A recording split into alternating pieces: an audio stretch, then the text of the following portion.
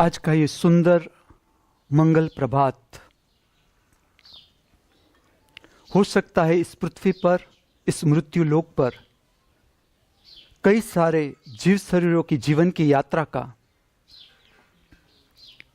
अंतिम पड़ाव हो। ये भी हो सकता है आज का ये सुनहरा मंगल प्रभात इस पृथ्वी पर, इस मृत्यु लोक पर कई सारे जीव शरीरों की जीवन की यात्रा का नया प्रारंभ हो। हम दोनों प्रकार के जीव शरीरों की आगे की कल्याणकारी जीवन यात्रा के लिए, मंगलमय जीवन यात्रा के लिए इस दिव्य स्थान से, इस पवित्र स्थान से शुभकामनाएं प्रार्थते हैं।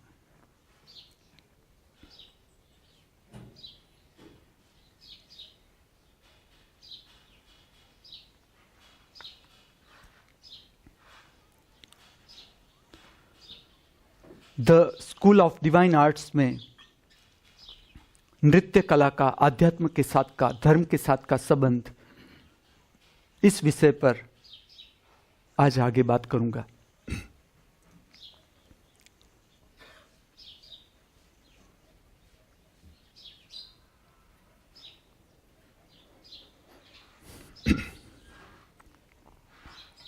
जीवन के दुख, संताप और पीड़ा का अगर हम ठीक से अभ्यास करें, उसकी गहराई में जाए, तो उसका संबंध स्पष्ट होता है अपेक्षा के साथ। अपेक्षा हमारे भीतर बनती रहती है कुछ पाने की,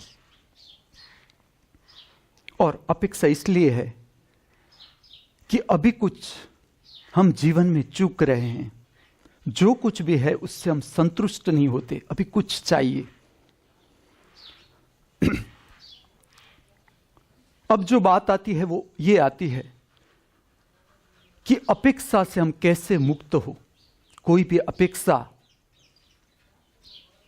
पैदा होती है हमारे भीतर, तो उससे हम कैसे मुक्त हो, ये प्रश्न पर अब बात आती है। मनुष्य को ध्यान से या अंतर्निरीक्षण की जो भी प्रक्रिया है,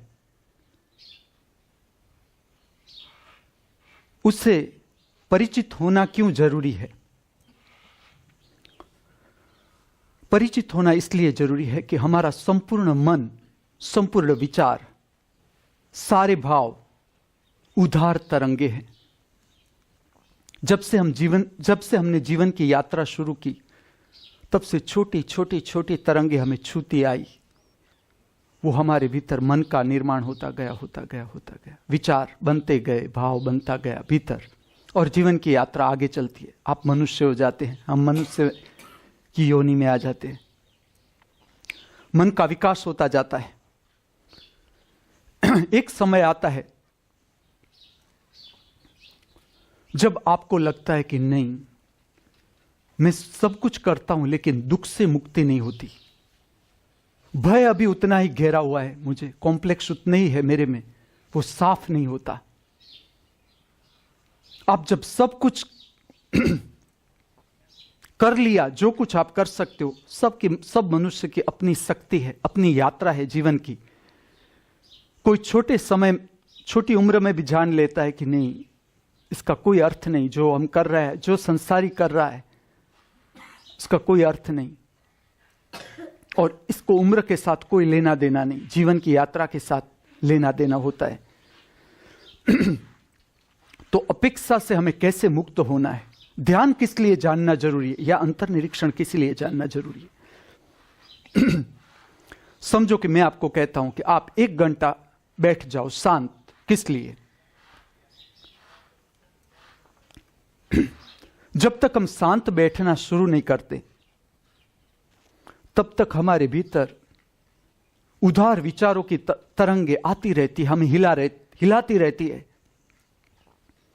हमारे भीतर अपेक्षाएं बनती जाती है, ये ले लूं, वो ले लूं, ये कर लूं, वो कर लूं, सतत करते ही रहते हैं, सब करते हैं। जैसे आप शांत बैठते हो समझ लो कि आप 5 मिनट शांत बैठे, उसका क्या अर्थ है, क्या विज्ञान है? मन तो उतना ही चलेगा, लेकिन देखो अंतर, मन चलेगा, आप नहीं दौड़ोगे। चलो 5 मिनट के लिए, 5 मिनट के लिए विचार पैदा होगा कि चलो मैं हाथ उठा लूं, लेकिन 5 मिनट आपने ऐसा भीतर से निश्चय किया है कि नहीं, 5 मिनट में हाथ नहीं उठाऊंगा, तो अपेक्षा जगी हाथ उठाने की, पैर सीधे करने की, लेकिन आपने पैर सीधे नहीं किए, तो आपके और आपके विचार के बीच अंतर होना शुरू होगा। भले 5 मिनट के लिए, लेकिन शुरू हुआ, प्रक्रिया शुरू हुई, अंतर होने की प्रक्रिया शुरू हो गई। फिर धीरे धीरे विकासमान है। धर्म सदा विकासमान है। धर्म का अर्थ ही है विकास, समझ का विकास। जब भी धर्म शब्द आप बोलो, सदा याद रखो, धर्म समझ का विकास है। आप परम रहस्य है परमात्मा का, जीवन का, वो समझने जा रहे हैं। हम जो प्रक्रिया करते हैं तो करते इसलिए कि ताकि हम सर्व दुखों से मुक्त हो जाए, सर्व पीड़ा से मुक्त हो जाए, संताप से मुक्त हो जाए।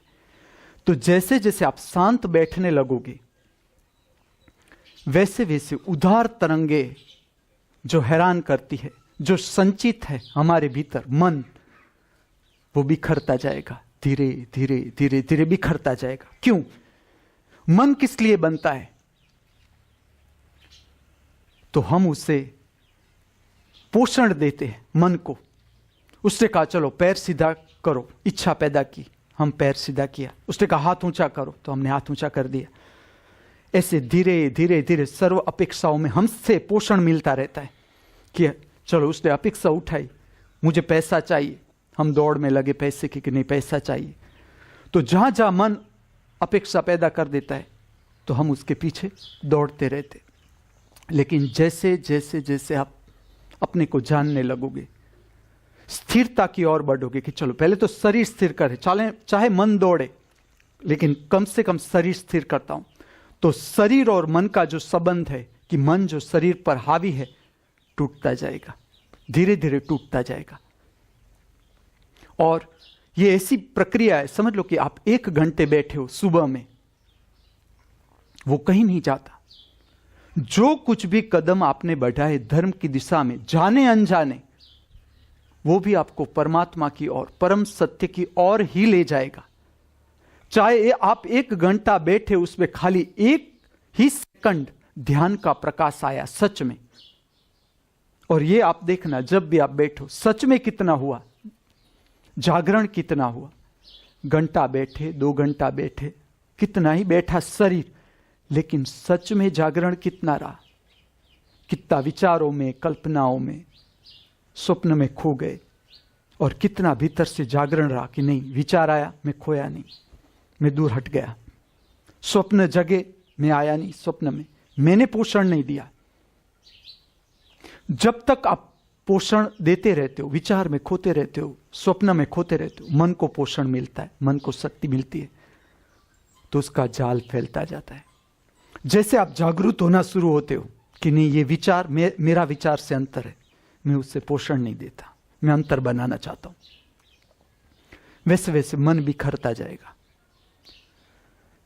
जैसे जैसे मन बिखरता जाएगा, मन का अर्थ है अपेक्षा, अपेक्षा बिखरने लगेगी जो बाहर से थोपी हुई है। तो जैसे जैसे बिखरता जाएगा मन, फिर जो बहुत अंदर से आती है अपेक्षा, बहुत अंदर से आती है, बहुत गहरी इच्छा,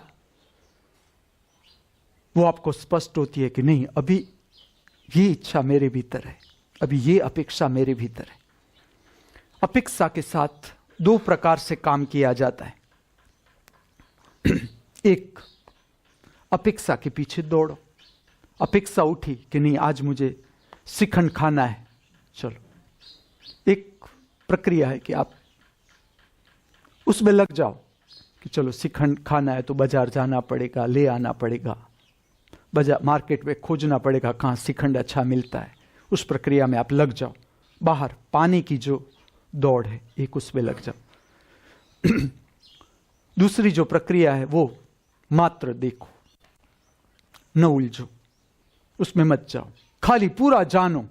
जो स्वप्न है, जो भीतर से अपेक्षा ने जो स्वप्न पैदा किया, विचार पैदा किया, उसे पूरा देखो, उसके हाथ पैर विचार के पूरे देखो, उसका विस्तार देखो, कितना गहरा है, कितना गहराई से आपको हिलाता है, कितनी भीतर से इच्छा होती है। इच्छा को गहराई से देखो, गहराई से, कि कितनी गहराई तक जाती है इच्छा, इच्छा की प्रगाढ़ता कितनी है भीतर। उसको खाली देखते जाओ, देखते जाओ, देखते जाओ। अगर देखने की क्षमता जोरदार है, इच्छा विलीन हो जाएगी, आप मुक्त हो जाओगे इच्छा से। फिर आपकी स्थिति कैसी आ जाएगी वो भी मैं कहूं। समझ लो कि आप शिखंड लेने दौड़े, शिखंड आपको मिला तो भी ठीक, तो आप में वो कुछ शिखंड मिलने से जो होता है ऐसा कोई एक्साइटमेंट नहीं होगा, ऐसी कोई त्वरा पैदा नहीं होगी भीतर। अगर ना मिला तो उससे कोई दुख नहीं होगा कि मुझे तो शिखंड खाना था और नहीं मिला, क्योंकि अपेक्षा आपने पूरी मिटा दी भीतर से, पूरी, उसके पीछे गए नहीं। जब मैं गांव में था डुमरा, तो मुझे माध्यमिक शिक्षक था उधर में, तो मुझे थोड़े दिनों के बाद ऐसा लगा, इसमें ऐसा था कि वहां भी एक कंपटीशन थी, तालुका लेवल की कंपटीशन, जिसमें मैंने कंपटीशन मेरा प्रिय सब्जेक्ट। मैं जब बचपन से कि मैं कोई भी कंपटीशन हो, कोई भी, और उसका मैंने जो उपयोग किया वो क्या था, भीतर का कॉम्प्लेक्स या फियर जानना। एक बात ये मुझे बहुत इंटरेस्टिंग लगता था। सेकंड, हम विजयी बने तो उसका सब कहते हैं अवार्ड मिलता है, सारे हमारी प्रशंसा करते हैं कि आपने ये अच्छा किया। उस प्रशंसा से जो मजा आता था, एक समझ लो कि विजयी न हुआ और जो पराजय मिलती थी उसके जो तरंग थे, तो वो देखने का भी मजा आता था। और जैसे जैसे आप अपने से परिचित होते जाओगे, ये सबके साथ होता है, खाली हमें ये जानने की कला, हमें ये देखने की कला से परिचित होना है। 24 घंटे सबके साथ होता है। और बहुत इंटरेस्टिंग बात है, इसलिए मैं आपसे कहता हूं कि मैं कंपटीशन कोई भी हो, मैं वक्तृत्व स्पर्धा थी, मैं जब छोटा था तब से कोई भी वक्तृत्व स्पर्धा हो, बोलना हो, मेरी जैसे स्कूल में वो आए नोटिस लेकर, प्यून मेरी आंगली, अभी तो उसने बोला भी नहीं कि क्या नोटिस है, मैं ऐसे आंगली उठा दूं, सर मैं, अरे वो कहता है कल हॉलीडे है, इसकी नोटिस है, कोई तेरी कंपटीशन। सब जानते थे, सब टीचर मुझे जानते थे, और वो ऐसे मुझे अवॉइड करते थे कि बहुत तू भाग लेता है। लेकिन जब कोई लड़का नहीं मिलता था ना, तो वो आ जाते थे मेरे पास कि तू तो तैयार ही होगा ये कंपटीशन में, तू भाग ले लेना तो हमारा भी अच्छा लगेगा। और मैं तैयार ही होता था। और ये मैंने जब मैं स्कूल में गया बच्चों के साथ, तो मुझे बच्चों को भी इस तरह से तैयार करना था कि कोई भी कंपटीशन हो, मैं शिक्षक होकर उन लोगों को बताता था प्रैक्टिकल करके कि देखो इसमें मैं विजयी हो गया, इसमें मेरा पराजय हुआ। मैं जब तक बच्चों के साथ रहा, मैंने शिक्षण में एक बात देखी कि जो बच्चे निष्फल हो जाते हैं उसको अवॉइड किया जाता है कि तू फेल हो गया, तेरा फर्स्ट रैंक नहीं आया। शिक्षण देखो आप, धीरे से फर्स्ट रैंक है, आप ऐसा मानते हो कि एक क्लास में 50 बच्चे हैं तो क्या 50 बच्चों का एक फर्स्ट रैंक आएगा? अगर कोई एग्जाम है तो क्या सब पास ही हो जाएंगे? जो बच्चे फेल होते हैं बहुत अवॉइड होते हैं। मैं आपको कहूं, जीवन में निष्फलता का अभ्यास करना है।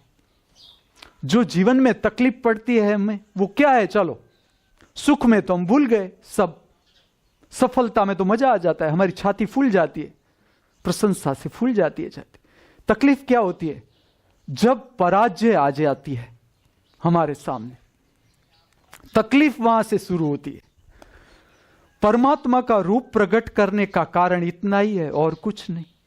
दुख, पीड़ा, संताप का धुआं जो पीछे लगा हुआ है, इसके कारण ये सारे प्रपंच आ गए। भगवान, अल्लाह, ईश्वर, गॉड। तो मैं बच्चों को सिखाता था, उसे धीरे धीरे आश्वासन देता था कि निष्फलता है तो उसमें डरने की जरूरत नहीं।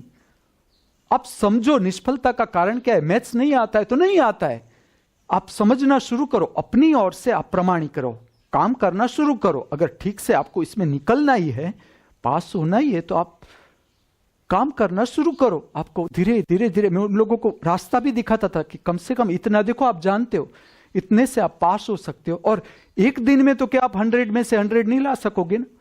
मैं जब स्टूडेंट के साथ या पेरेंट्स के साथ काम करता था, इन लोगों की एक ही अपेक्षा, लड़का अभी 5 मार्क मैथ्स में नहीं ले सकता और उसकी अपेक्षा हो जाती है कि 100 आउट ऑफ 100 वो मैथ्स में ले ले। मैं उसे समझाता था कि अभी 5 मार्क है, कम से कम उसे हम 35 तक पहुंचाए। जब मैं प्राइवेट ट्यूशन करता था, कोचिंग, तब भी मैं बच्चों से और गार्डियंस के साथ ये बात करता था, पहले हम 35 का सोचे कि पास तो होना चाहिए। पास के बाद आता है कि वो 50% आए, second class, first class, distinction, फिर धीरे धीरे आगे जाता है। एक दिन में आप अपेक्षा करोगे नहीं मेरा बच्चा 100, अपेक्षा बड़ी हो जाएगी और बच्चा दबता जाएगा और बच्चा अपने को हेट करता जाएगा। परीक्षा आएगी, वो समझ नहीं पाएगा पेपर, अभी उसकी इतनी क्षमता नहीं, वो फेल हो जाएगा। हम उसे हेट करेंगे कि तू फेल होकर आएगा। सारा पाड़ जो मिलेंगे तुम्हारे, हमारे मित्र जो है, पेरेंट्स जो है, शिक्षक जो है, जो भी हमारे आसपास, निष्फलता को इतना भयंकर बना देंगे। तो हम जब तक हम छोटे होते हैं तब से हम में भय पैदा हो जाता है कि अगर मैं निष्फल हो गया तो, मुझे किसी ने पसंद नहीं किया तो, मेरा जो काम है पसंद नहीं किया तो, कॉम्प्लेक्स भय से भर जाते हैं। शिक्षणकार है वो मुझे खास सुने, मैं उससे प्रश्न पूछूंगा, शिक्षण है वो अपेक्षा से मुक्त करने के लिए है या अपेक्षा को बढ़ाने के लिए? क्योंकि जितनी अपेक्षा बड़ी, आपका भय बड़ा होता जाएगा। शिक्षण बच्चों को भय से मुक्त करने के लिए है, सब सोचना जो सुनते हैं मुझे, या शिक्षण बच्चों को भयभीत करने के लिए? हम डरे डरे पढ़ते, सारी प्रक्रियाएं डरे डरे, निष्फलता से डरे डरे। मैं जब तक शिक्षक रहा और आज भी देखता हूं, शिक्षण में ऐसी कोई बात नहीं कि चलो जो एक बच्चा फर्स्ट आएगा, बाकी का कोई सेकंड आएगा, थर्ड आएगा, फोर्थ। और इतना भयंकर हो गई ये बात, कंपटीशन, कि जो निष्फल हो जाते हैं वो आपघात करने का सोचते हैं कि आत्महत्या कर ले हम। मैं कहता हूं निष्फलता खाली तुम्हारी एजुकेशन थोड़ा है, एजुकेशन कुछ नहीं। चलो बाद में जो तुम्हारी परीक्षा शुरू होगी संसार में, कितने ऐसे प्रसंग आएंगे कि जरूरी नहीं तुमने अपेक्षा की वो तुम्हें मिल ही जाए। कोई ऐसा नहीं इस जगत पर कि जिसने हर बात में सदा विजयी रहा हो। कौन रह सकता है विजयी? जो भीतर से अपेक्षा रहित हो गया, हां वो विजयी है, उसे तुम पराजित कर ही नहीं सकते। जो अपेक्षा रहित हो गया, परम पद को प्राप्त हो गया, वो अगर कंपटीशन में भाग ले, उसे आप रैंक दो तो भी वो फर्स्ट, उसे आप नापास कर दो तो भी वो फर्स्ट, क्योंकि भीतर कोई अपेक्षा न रही। तो कंपटीशन मेरा एकदम प्रिय सब्जेक्ट, इसमें मुझे दोनों अच्छा लगे, हारना भी अच्छा लगे, जीतना भी अच्छा, और मैं सब कंपटीशन में भाग लूं। और कई कंपटीशन ऐसी थी, जैसे कि बोलना, तो मुझे पता भी था कि मैं अगर ठीक से इस विषय पर मेहनत करूं तो कोई बच्चा मुझे जीत नहीं सकेगा। लेकिन मैं इसमें भी दो तरह से काम करता था। एक में मैं तैयार करके जाता था कि चलो तैयारी करके उधर जाऊं, वक्तृत्व में भाग लेने के लिए तैयारी करके जाता था। एक में तैयारी छोड़ देता था कि नहीं मैं ऐसे ही चला जाऊं, नहीं तैयारी करनी, क्या होता है वहां। और ये प्रक्रिया जो है वो जबरदस्त प्रक्रिया है। जैसे कि मैं बच्चों के सामने आऊं, अब मैं समय लेता था। समझ लो कि जब आप बच्चों के साथ जब आप बोलने जाते हो, विज्ञान क्या होता है, सब बच्चे आपको देख समझ लोगे, 1000 की स्कूल है, 1000 बच्चे आपके सामने, पीछे टीचर्स बैठे हैं, सब आंखों के सामने देखे। और आप देखना, जब किसी की आंख तुम्हें देखने लगती है, भीतर से घबराहट आती है। ये घबराहट क्या है? मैं तुम्हें समझाऊं कि सबका ध्यान जाता है त्रिनेत्र पर। तुम्हारा ध्यान तब त्रिनेत्र पर आता है जब तुम्हें सब देखते हैं, तब तक नहीं था, लेकिन जब सब देखते हैं तो तुम्हारा ध्यान आता है त्रिनेत्र पर। तब प्रक्रिया ऐसी होती है कि हमारे भीतर बहुत कुछ छिपाए बैठे, हम डरते हैं कि अगर ये बात कोई और जान जाएगा तो, ये सारे भय है वो उस समय प्रकट होंगे, आप डरोगे। और जो डर की शक्ति है, डर क्या है? डर है कि आप एक प्रक्रिया से दूसरी प्रक्रिया में जा रहे हो तो पूरी सिस्टम की शक्ति बदलती है भीतर, पूरे सिस्टम की शक्ति। लेकिन हम डर में इतना खो जाते हैं, भागने की कोशिश करते हैं कि हम जो शक्ति का चेंजेस है वो ठीक से देख नहीं सकते। अगर ठीक से आप देखो तो थोड़ी देर में सिस्टम बैलेंस कर देती है, सारी सिस्टम बैलेंस हो जाती है, भय निर्मूल हो जाता है।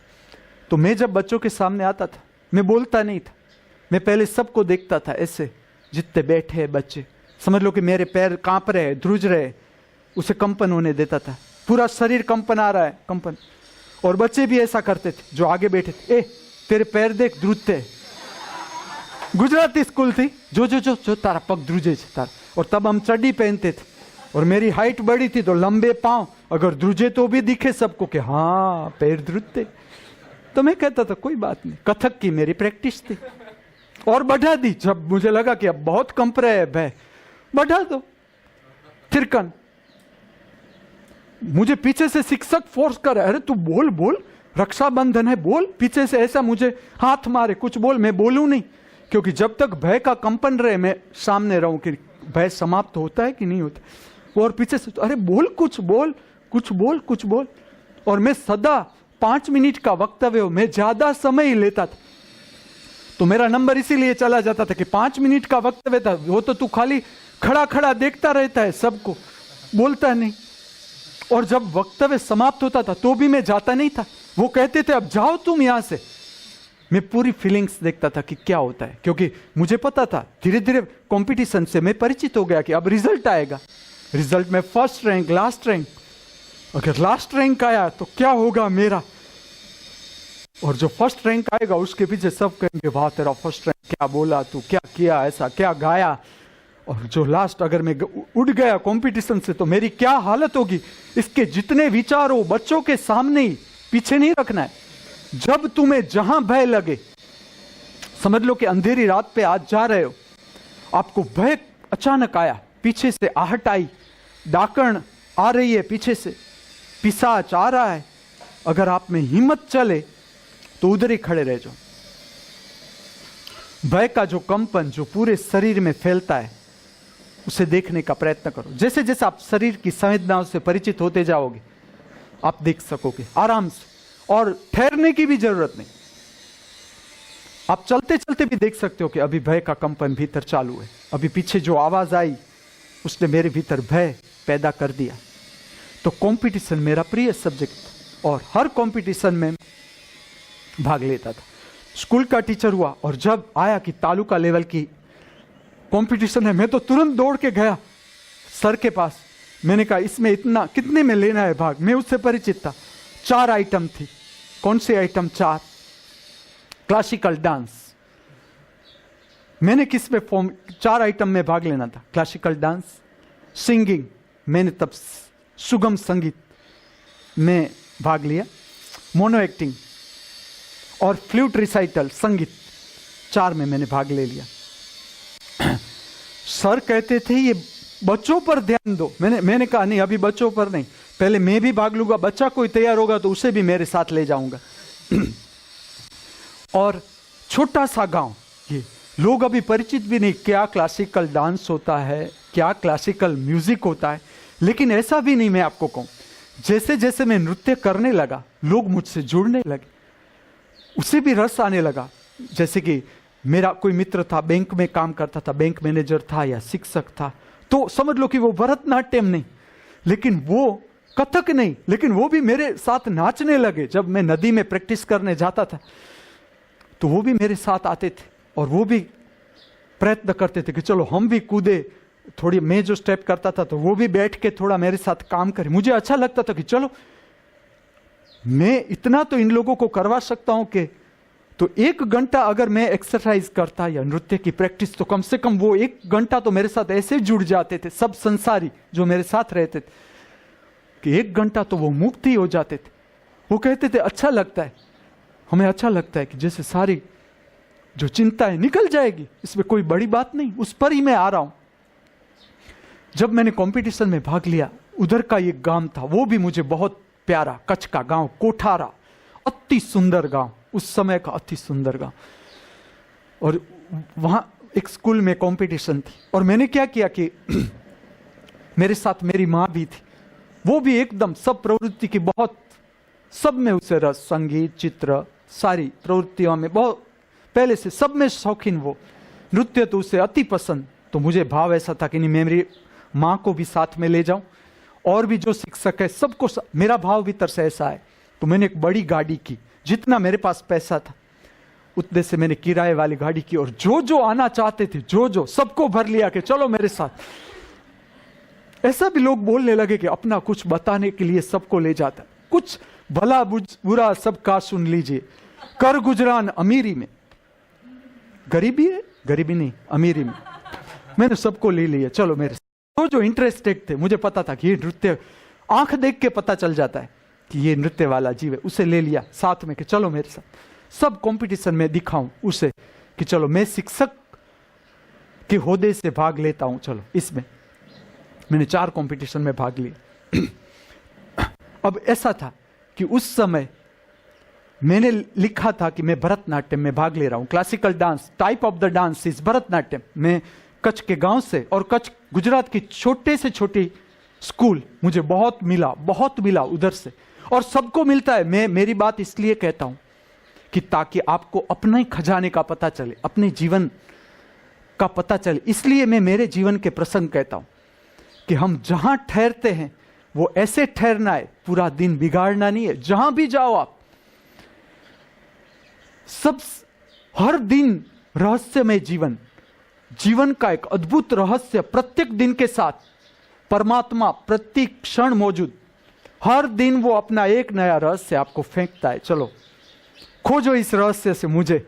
वो एकदम रसिक, रसो वैश्य, परमात्मा का दर्शन है, रसो वैश्य। देखो आप सृष्टि, हम बिना रस के जैसा जीवन आगे गया, हमारा हृदय खाली हार्ट अटैक से बचने के लिए बस इतना ही प्रयत्न कि कोलेस्टेरॉल जमा है कि बाहर निकला। बस मैं देखता हूं 30 साल के बाद नौकरी मिल गई, लड़की मिल गई, बच्चा हो गया, फिर जो आपकी बातें हैं वो इतनी ही बातें हैं कि कोलेस्टेरॉल हार्ट में जमा है या निकला, कौन सा कोलेस्टेरॉल है, लेबोरेटरी चेकिंग, हॉस्पिटल जाओ आओ, जीवन पूरा। जो हृदय खाली भौतिक बात नहीं है, हृदय तुम्हारा, हृदय के साथ जुड़ा है भाव, पूरे भाव का शरीर।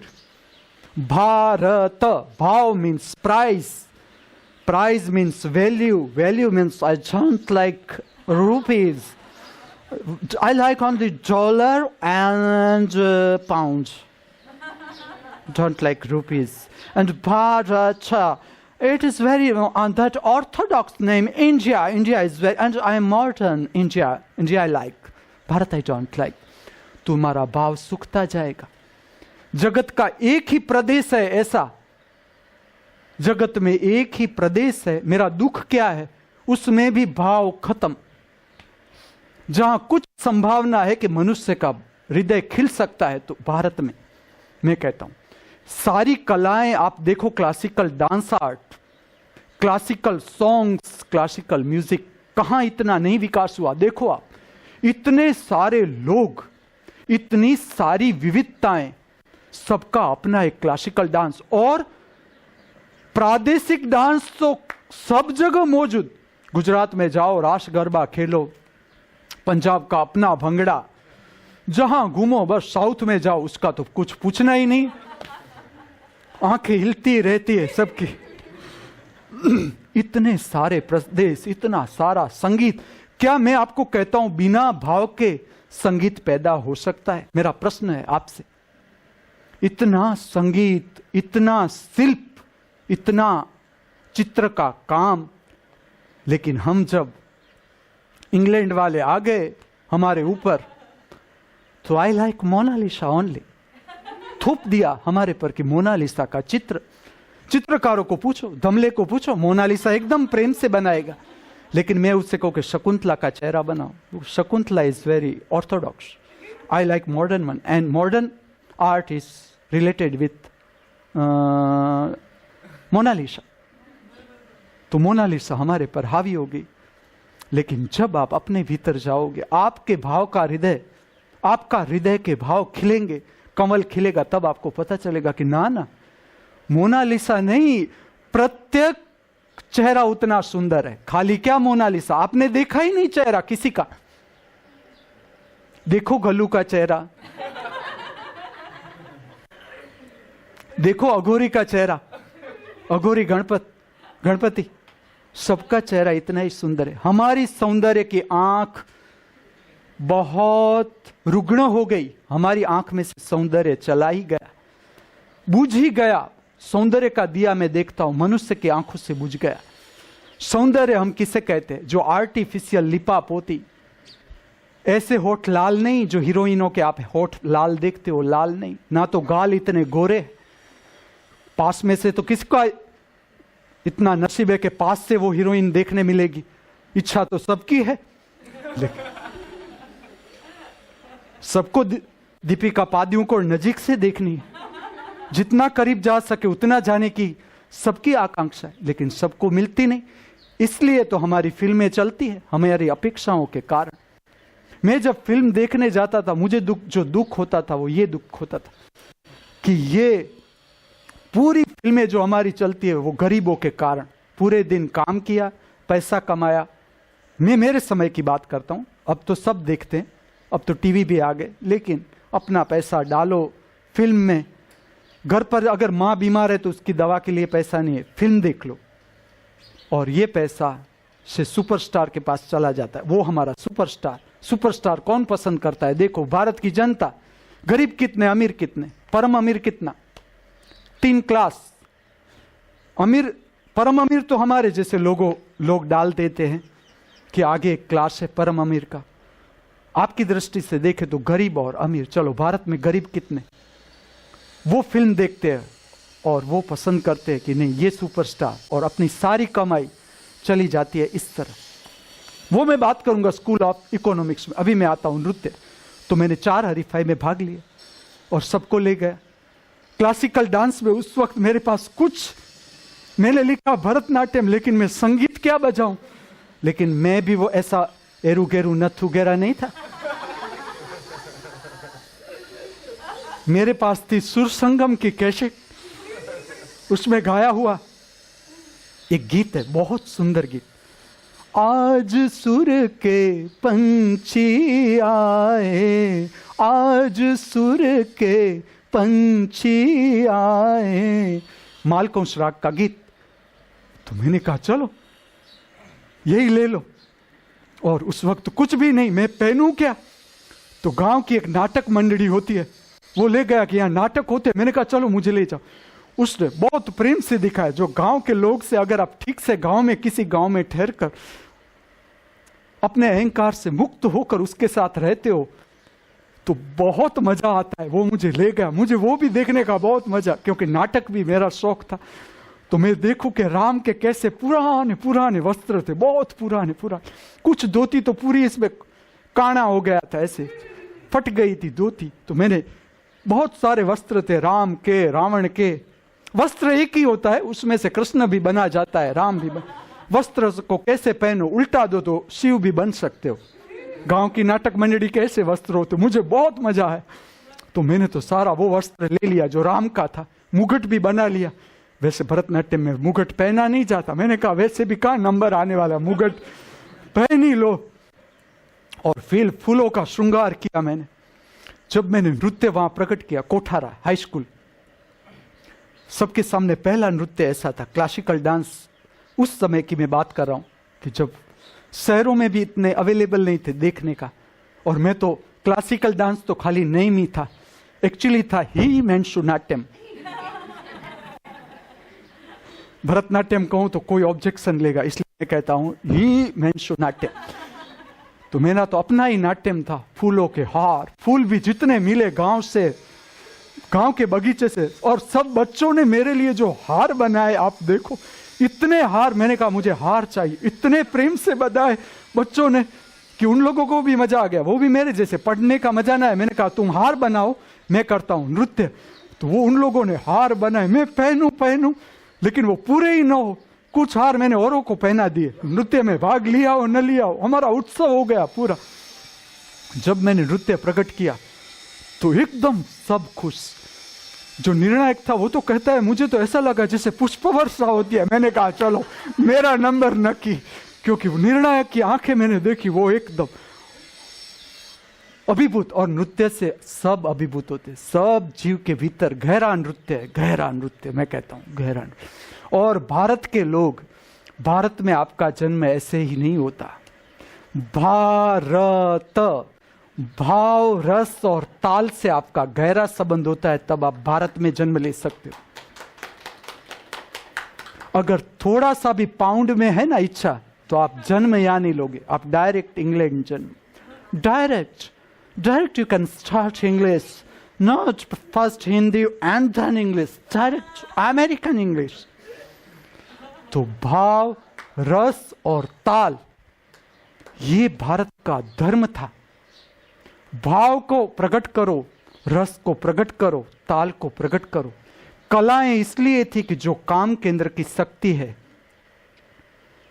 जो ऊपर उठकर डिस्ट्रक्टिव भी हो सकती है। आप तलवार लेकर किसका धड़ से माथा अलग कर सकते हो, डिस्ट्रक्टिव भी बन सकते हो और कंस्ट्रक्टिव भी बन सकते हो।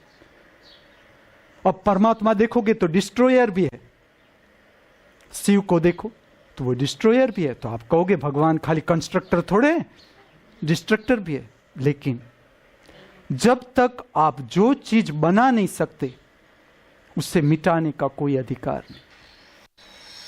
ये धर्म का सिद्धांत है। जो चीज आप बना सकते हो तो आप मिटाओ प्रेम से। अगर आप चित्र बना सकते हो, चित्र मिटाओ। अगर आप शिल्प बना सकते हो, शिल्प मिटाओ। मैं देखता हूं कि बुद्ध की इतनी सुंदर मूर्तियां, और खाली अज्ञान के कारण सौंदर्य दृष्टि का विकास नहीं आंख में। आप मूर्ति बुद्ध की बनाओ कि शिव की मूर्ति। मैं मेरे जीवन से कहता हूं, मूर्तिकार अगर तुम्हारे हृदय में सच में बैठा हो, तो मैं ऐसा नहीं कि मैंने कृष्ण की मूर्ति को ही प्यार किया, मैंने दरवान की मूर्ति को उतना ही प्यार किया, चलो मैं कृष्ण की मूर्ति से ही अभिभूत हुआ, ऐसा नहीं। छोटी छोटी मूर्तियां जिसपे कोई वीणा लेकर गणिका खड़ी है या कोई स्त्री मंजीरा बजा रही है, उससे उतना ही प्रेम हुआ। भगवान की मूर्ति तो बाद में आती है। दरवान की मूर्ति मुझे सबसे अच्छी लगी थी कि कैसे ऐसे मूछ, इतनी बड़ी बड़ी मूछ वाले हाथ वैसे। तो आंख चाहिए सौंदर्य की, वो नहीं तो मनुष्य जो बना तो सकता नहीं। अब बुद्ध की समझो कि इतनी मूर्ति, बड़ी मूर्ति बनाना, 50, 60, 100 फीट की मूर्ति हम तोड़ देते, तब हम एक क्षण भी ऐसा विचार नहीं कर सकते कि इतने पत्थर की शिला में से ऐसी मूर्ति को बनाना। और मैं आपको एक दृष्टि देता हूं, अगर आप मुझे गुरु मानते हो तो आप जब चित्र का निंदा करो, किसी की भी निंदा करो, तब आप पहले एक आंख अपने भीतर गाड़ के देखना कि मैं ऐसा चित्र बना सकता हूं, मैं ऐसा शिल्प बना सकता हूं। अगर मुझे धर्मानंद दक्षिण से है, और दक्षिण में स्त्रियों का जो शरीर होता है वो नाभि के नीचे सब जानते हैं। और भरतनाट्यम करने वाली स्त्रियां, उसका वो प्रॉब्लम है आजकल, वो भरतनाट्यम लड़कियां सीखती नहीं। सबको पता है, सब लड़की को पता है, मॉडर्न सारी लड़कियों को पता है कि भरतनाट्यम वो क्यों नहीं सीखती, क्योंकि नाभि के नीचे का शरीर बड़ा हो जाता है, हिप्स बड़े हो जाते हैं। तो धर्मानंद दक्षिण से, केरला से, मोहिनी अट्टम, उसमें तो तुम्हें पतली स्त्री दिखाई ही नहीं मिलेगी। मोहिनी अट्टम अगर आप ठीक से देखोगे, क्योंकि ड्रेस ही ऐसा, पतली हो तो भी वो फुलेली दिखाएगी आपको। तो धर्मानंद अगर ऐसी मूर्ति बनाता है, जिसकी मैं निंदा करता हूं कि इसने लड़की के जो नृत्यांगना के हिप्स है वो ज्यादा कर दिए, तो इसका कारण है इसका जुड़ाव है केरला से। मैं गुजरात से, रास गरबा खेलती हैं स्त्रियां, इसमें इतना नहीं होता, उसमें पूरा शरीर होता है, उसमें पूरा शरीर बड़ा होता है, दक्षिण में खाली हिप्स। तो अगर मुझे धर्मानंद की निंदा करनी है, क्योंकि मैं सेंटर न चुक जाऊं, तो मुझे धर्मानंद जैसी कम से कम मूर्ति बनानी होगी। और मेरी बात भी, आप निंदा किसी की कब सुनना, कि जब समझ लो कि मुझे धमले का चित्र का खराब बोलना है, तो मैं कब खराब बोल सकता हूं, जब मैं चित्र बना दूं धमले जैसा, तब मैं कह सकता हूं कि धमला तेरे चित्र में कोई दम नहीं। वैसे मैं तो कहता रहता हूं, लेकिन मेरे ऊपर से ही मैं आपको सलाह देता हूं कि ऐसा नहीं करना है जैसा मैं करता हूं। गुजरात में एक कहावत है, मोटा जो करे वो नहीं करना है, मोटा जो कहे वो करना है। मैं छोटा था, मैं कहता ये कैसी कहावत कि बड़े जो कहे, बड़े अपने को बचाते, कि बड़े जो कहना है ऐसे छोटों को करना है, गुरु जो कहे वो शिष्य को करना है, गुरु करता है वो तुम्हें नहीं करना है। मैं करता हूं, मैं निंदा करता हूं, लेकिन मैं आपसे ये कहता हूं कि अगर मुझे ओशो की निंदा करनी है, और मैं करूंगा ही, जब तक जीऊंगा, ना तो मैं श्री श्री रविशंकर को छोड़ूंगा, ना तो मैं शिव बाबा अभी मेरी पिक्चर में आए नहीं, ना मैं रामदेव जी महाराज को छोड़ूंगा, ना ओशो को छोड़ूंगा। लेकिन मैं आपसे कहता हूं कि मैं जब तक तुम्हें ये सिद्ध न कर दूं कि ये देखो मैं इससे आगे ले जा रहा हूं आपको, तब तक तुम मेरी बात में उलझना मत कि ये खाली बातों के वड़ा बनाते हैं, जैसा राजकारणी करते, बस वोट मिल गया फिर कौन देखता है प्रजा को, हो ही गए प्रधानमंत्री वड़ा प्रधान, फिर झोंपड़ा में दुख क्या है कौन जाने। और वो भी ऐसा नहीं, झोंपड़े का भी एक मालिक होता है, उसको पकड़ लो, दे दिया रुपया, बस वोट आ जाने चाहिए, फिर तुम करो, बस वैसा मेरा काम गुरु का।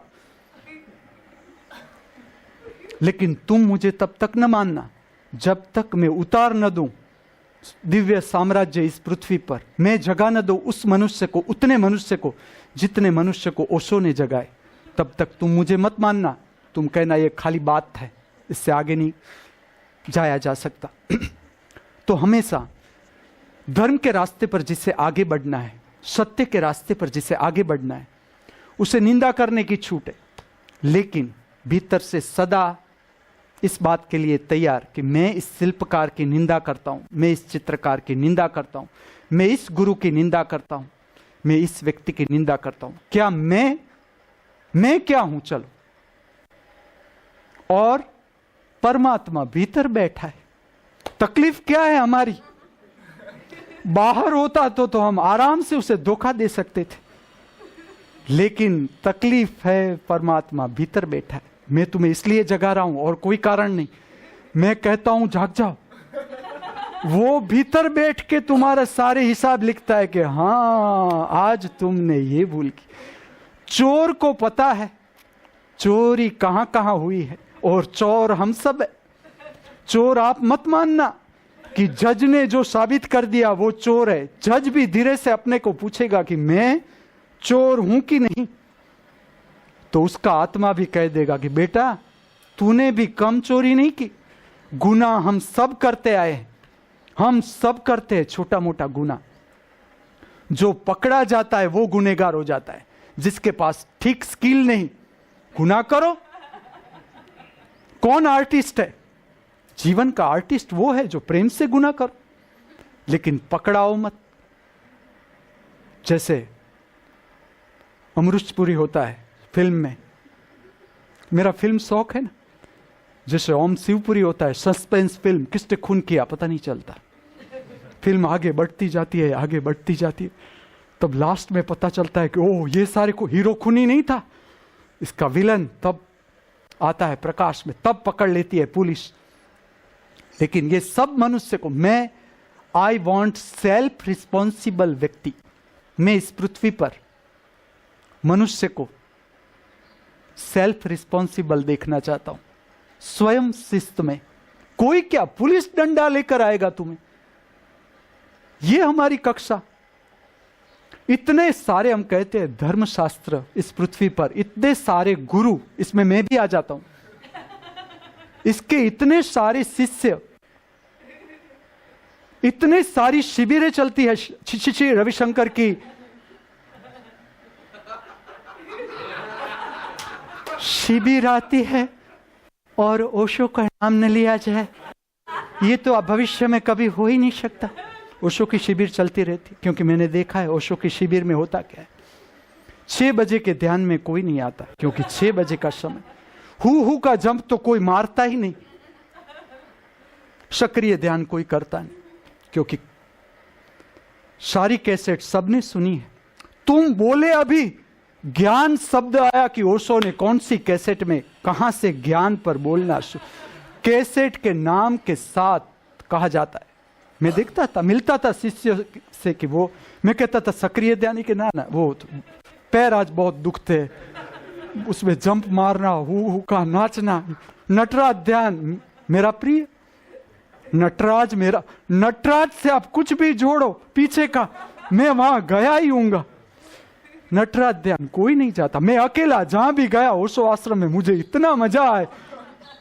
महसाणा आश्रम इतना राउंड, खुली जगह, बगीचा के बीच, मैं अकेला घूमू फिरू, इसमें कोई नहीं नटराज ध्यान में पूरा। और लोग मुझे महसाणा से देखने आए थे कि एक स्वामी जी आए, वो सुबह से लेकर रात तक नृत्य ही करते, क्योंकि इतना बड़ा स्टेज मुझे मिल जाए मैं छोड़ू। नाद ब्रह्म, कोई थिरकता नहीं। मैं देखता था ऊपर का शरीर ऐसे करे, नीचे कोई पैर हिलाता नहीं, नीचे का पैर हिलता नहीं, क्योंकि काम ऊर्जा तो अभी बचा नहीं है। क्योंकि ओशो में खाली स्वामी जी थोड़े, रेशमी बाल वाली मां भी है, तो पैर कोई थिरकाता नहीं, डरे हुए कि कहीं हु का जंप लगाया और काम केंद्र से शक्ति ऊपर चली गई। तो हम तो यहां आए थे माता जी की खोज में।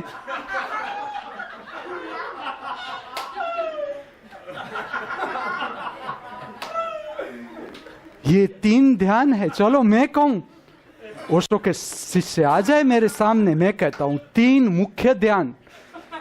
अगर ओशो का संन्यास लिया है तो यहां आप पकड़े जाओगे। आप कितने ध्यान में उतरकर मेरे पास आए हो, औरों को बनाते रहो, मैं आपको पकड़ लूंगा कि कितना हुआ है या कितना वो भी ध्यान है। माता जी के पीछे आप सांस पर ध्यान रखकर जाते थे, हम ऐसे थोड़ा हम जागरूक थे। जब इस माता जी के सौंदर्य ने मुझे प्रभावित किया तो हमने सांस पर ध्यान दिया। वो जहां जहां जाए आश्रम में हम पीछे पीछे चले, हम थोड़ा अजागरूक होकर गए। इतनी सारी शिविर इस पृथ्वी पर चल रही है, इतने सारे सन्यासी, और वो भी ऐसे वैसे नहीं, अंग्रेज के जमाने के। और मैं कहता हूं इतना सूखा सूखा भारत। मैं कहता हूं गरीबी गरीबी नहीं, चलो मैं स्वयं गरीब रहकर मैंने देखा है। तुम जिसे गरीब कहते हो कि जिसके पास खाना नहीं होता, हाँ मेरा हूं, मेरे पास खाना नहीं था। तुम कहते हो कि इसके पास कपड़ा नहीं था, मेरे पास कपड़ा नहीं था, चलो मैंने वो जीवन जिया है। तुम कहते हो उसके पास आवास नहीं, तो आवास कहां होता है? अगर आप ऐसे ही निकल गए, ऐसे प्रयोग में मैं उतरा हूं कि घर छोड़ दिया तो ऐसे भी रहा हूं कि चलो कुछ भी नहीं, कहां जाऊंगा, शाम को कहां जाऊंगा, रात को कहां ठहरूंगा। आश्रम तो आप समझ जानते हो, जैसे आप जाओ वहां जो बैठा है उसका प्रमुख या जो कुछ भी है, क्या कहते हैं ओशो के आश्रम से उसे कहा जाता है ऋषि, क्या कहते हैं उसे जो रिसीव करता है, reception. Yes we are modern, this is that orthodox religion modern. Foreign के सारे लोग आते हैं तो रिसेप्शंस कहते हैं, रिसेप्शंस, वेलकम सेंटर। अगर आप कह दो पैसा नहीं, कौन घुसने देगा ओशो आश्रम में, तुम जाके कहो कि मैं जागरूक हूं, जागरूक हो तो बाहर रहो, ये तो अजागरूक। ऐसा नहीं कहा जाता है।